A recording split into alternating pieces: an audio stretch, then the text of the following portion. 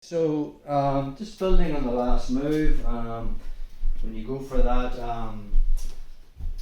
double ankle grab sweep, common reaction is for them to latch on and grab your lapels. So again, from a position, I break shea down, I get head control, open up the lapel, pass it from my right, underhook the leg to my left, shea stands up.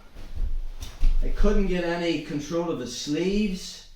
He wants to stuff this, the minute he does, I make the hook, I pull him forward, I make that first initial grip here, okay? And then from there, that foot's doing nothing, so it comes into the hip.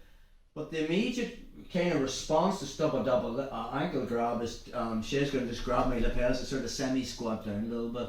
So now when I try to push him back, he's pulling himself forward. Now one thing we can do is I can bring my second foot into the hip here, basically let go of the lapels and get some kind of control on Shea's arms.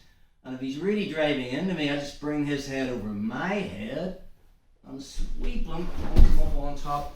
Just your basic balloon sweep, and you can start attacking from there. But you're not going to get that in good players, because the minute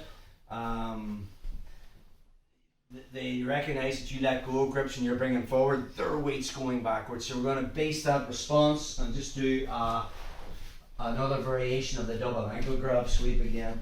It just depends on what they give you, what energy they give you. So you break Shea down, control the head, open up the lapel, pass it from my right to my left. Got my squid guard grip. He decides to stand up. I couldn't get any grip, so we can't play anything with plaid. He starts to make grips, stuff that leg, I make the hook, pull it forward, grab the pants, put the foot in. He makes that initial grip. Okay, so yes, you can go for the balloon sweep, the overhead sweep, but savvy players, you know, they would feel you starting to bring them forward, and then they're starting to back off this way again. So another thing we can be thinking about is I take that foot off the hip, and all I'm going to do is straighten my legs and bring my knees in towards his chest. Now from there, I'm going to bring my elbows forward, straighten my legs, and physically kick down on my heels. Control the wrist, pull myself up, and now we're into top position.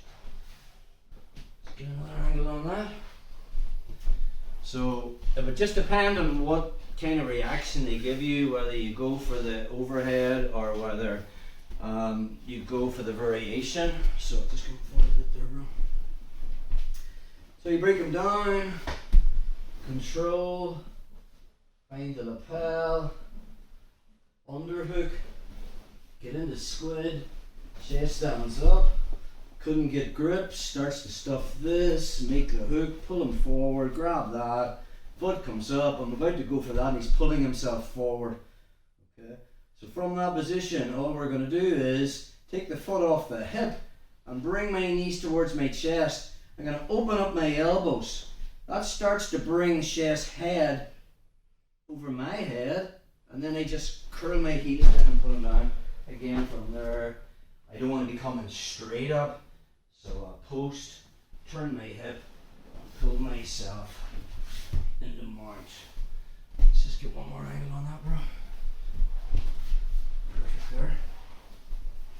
So I break him down, underhook the leg, pass the lapel from my right to my left. Shea postures. I couldn't get the grips, which means he's stuffing that, so I make the hook.